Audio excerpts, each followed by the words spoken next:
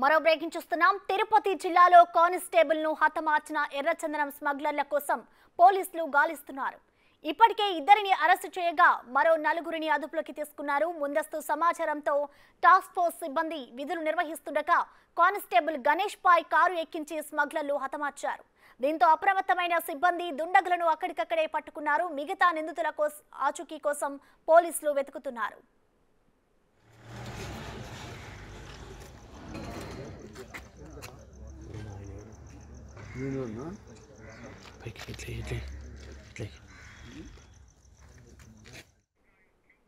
తిరుపతి జిల్లాలో కానిస్టేబుల్ ను హతమార్చిన ఎర్రచందనం స్మగ్లర్ల కోసం పోలీసులు గాలిస్తున్నారు. ఇప్పటికే ఇద్దరిని అరెస్టు చేయగా మరో నలుగురిని అదుపులోకి తీసుకున్నారు. ముందస్తు సమాచారంతో టాస్క్ ఫోర్స్ సిబ్బంది విధులు నిర్వహిస్తుండగా కానిస్టేబుల్ గణేష్ పై కారు ఎక్కించి స్మగ్లర్లు హతమార్చారు. దీంతో అప్రమత్తమైన సిబ్బంది దుండగులను అక్కడికక్కడే పట్టుకున్నారు.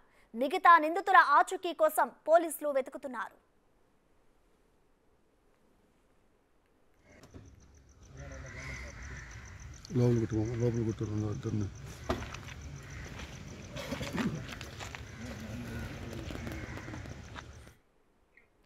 తిరుపతి జిల్లాలో కానిస్టేబుల్ హత్య చేసిన ఎర్రచందనం స్మగ్లర్ల కోసం అయితే పోలీసులు గాలిస్తున్నారు. దీనికి సంబంధించి ఇప్పటికే ఇద్దరినైతే పోలీసులు అరెస్ట్ చేశారు. దీనికి సంబంధించిన కంప్లీట్ డీటెయిల్స్ ని మా ప్రతినిధి దామోదర్ లైవ్ ద్వారా అందిస్తారు. Damodar, over to you.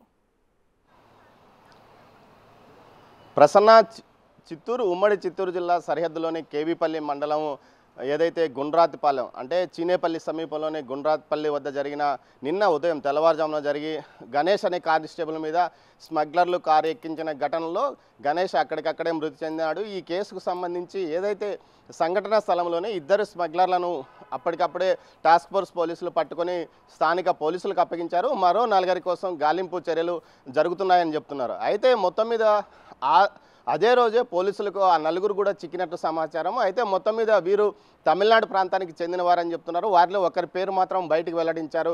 Kuberan అనే వ్యక్తి ఈ ఆపరేషన్ చేశాడని చెప్తున్నారు. మొత్తం మీద అయితే ఏదైతే స్విఫ్ట్ డిజైర్ కారులో వారు 7 ఎర్రచందనం దొంగలు తీసుకొని వస్తూ పోలీసులు 3 వైపుల నుంచి వారి వాహనాన్ని ఎటు పోనీకుండా అడ్డుకోవడంతో పల్లవ ప్రాంతంలో దింపడానికి ప్రయత్నిస్తున్న సందర్భంలోనే గణేష్ అనే కానిస్టేబుల్ అడ్డుకోవడంతో అతని మీద కారు ఎక్కించిన ఘటన.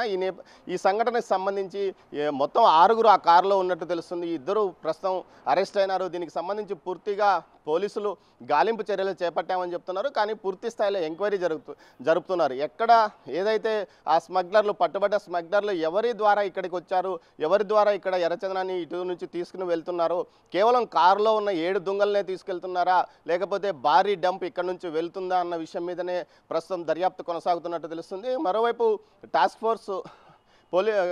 ఫోర్స్ కానిస్టేబుల్ గణేష్ అంత్యక్రియలు పూర్తయినాయి. మరోవైపు దీనికి సంబంధించి పూర్తిగా మెజిస్ట్రియల్ విచారణ చేయాలంటూ గణేష్ కుటుంబ సభ్యులు కూడా డిమాండ్ చేస్తున్న పరిస్థితి కనిపిస్తుంది. మొత్తం మీద ఈ ఘటనకు సంబంధించి స్థానికంగా ఉన్న స్మగ్లర్లు ఎవరైనా సహకరించారా? మొత్తం మీద చూసుకుంటే కేవీపల్లి మండల ప్రాంతంలో బలమైన చాలా పేరు గతంలో మాజీ స్మగ్లర్గా ఇప్పుడు పూర్తి స్థాయిలో రాజకీయాల్లో ఉన్న ఓ వ్యక్తి నిన్నటి నుంచి కనిపించడం లేదని ఒక ప్రచారం కూడా జరుగుతుంది.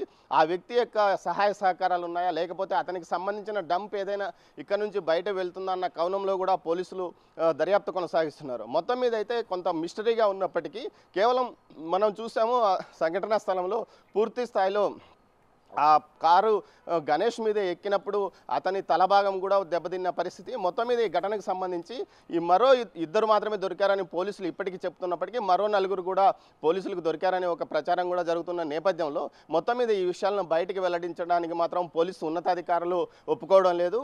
దర్యాప్తు ఆగిపోతుంది, సమాచారం మేము బయటికి ఇస్తే అన్నట్లు చెప్తున్నారు.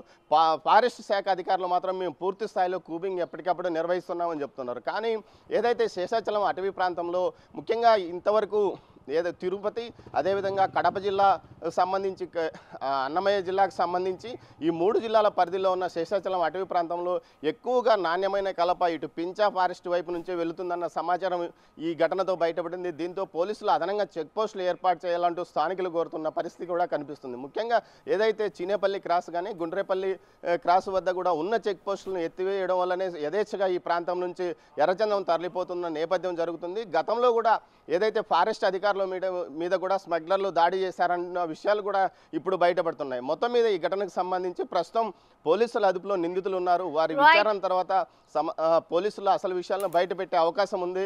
మొత్తం మీద ఈ ఘటనకు సంబంధించి మొత్తం 6 మంది ఈ సీన్లో ఉన్నట్లు తెలుస్తోంది. Thank you Damodar. లోపల కుట్టుకోమా, లోపల కుట్టారు.